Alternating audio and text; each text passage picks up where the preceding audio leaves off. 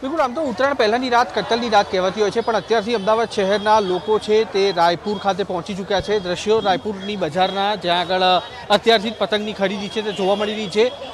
નજીવો ફરક છે પતંગમાં અને દોરીમાં, કારણ કે જે દુકાનદારો સાથે વાતચીત થઈ તેમનું કહેવું છે કે લગભગ 4 થી 5% વધારો છે, પણ હજી પણ ભીડ વધશે, કારણ કે રાતના સમયે લગભગ 1-2 વાગ્યા સુધી આ પ્રકારની ખરીદી ચાલશે, કારણ કે આવતીકાલથી 2 દિવસ સુધી જે પતંગ રસિકો છે તે ધાબુ છોડવાના નથી, ત્યારે તેની પહેલાં તમામ તૈયારીઓ કરવા માટે પહોંચ્યા છે. દુકાનના માલિક અહીંયા આગળ આપણી સાથે છે. અંકલ, આ વખતે કયા પ્રકારનું વાતાવરણ છે, કેટલો ઉત્સાહ લોકોમાં જોવા મળી રહ્યો છે? ઉત્સાહ તો લોકોમાં બહુ સારો જોવા મળી રહ્યો છે.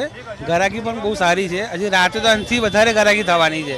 લોકોને ચાલવાની જગ્યા નહીં રહે અહીંયા, અને પગ મૂકવાની જગ્યા નહીં રહે, એટલી બધી ગ્રાહકી રહેશે. પતંગ અને ફિરકીની વાત કરીએ, ભાવ વધારો છે, ઘટાડો છે, કયા પ્રકારની પરિસ્થિતિ? ભાવ વધારામાં એવું છે કે મોંઘવારી પ્રમાણે તો થોડો ઘણો ભાવ વધારો થયો છે.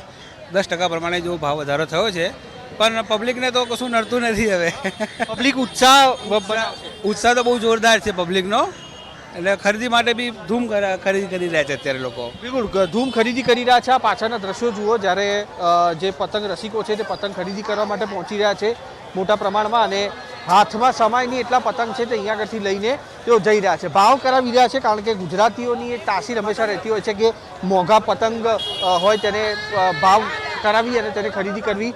જે મુલાકાતીઓ છે, પતંગ ખરીદવા આવનાર લોકો છે, તેમની સાથે પણ વાત કરીશું, તેમને પણ પૂછીશું કે કેવા રીતનું આયોજન છે તેમનું. એક સર્કલ અહીંયા આગળ ઊભું છે, તેમની સાથે વાત કરીશું કે આયોજન પણ તેઓ કરી રહ્યા છે. પતંગની ખરીદી કરવા આવ્યા છો બધા? કેવી રીતના સેલિબ્રેટ કરવાના છો ઉત્તરાયણ? કોઈ પ્લાનિંગ છે ખરું?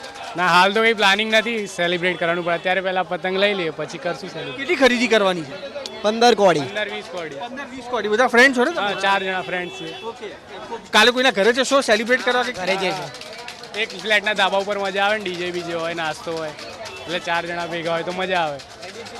બિલકુલ. તો ઉત્તરાયણનું પ્લાનિંગ થઈ ગયું છે, અને ખરીદી કરવા માટે પણ મિત્ર વર્તુળમાં અને પરિવાર સાથે જે લોકો છે તે અહીંયા આગળ આવી રહ્યા છે. ગોગલ્સ, તેની સાથે પીપુડા જે છે તે પણ અહીંયા આગળ બજારમાં જોવા મળી રહ્યા છે. ગુંદર પટ્ટી સહિતની જે ચીજ વસ્તુઓ છે તે અત્યારે રાયપુરની બજારોમાં જોવા મળી રહી છે, અને રાત્રે પણ આનાથી વધુ ભીડ હોવાનો દુકાનદારો છે તેમનો મત છે, કારણ કે કતલની રાત છે અને પતંગ ખરીદી માટે અને અલગ અલગ ચીજ વસ્તુઓ માટે મોટા પ્રમાણમાં મુલાકાતીઓ પહોંચ્યા છે.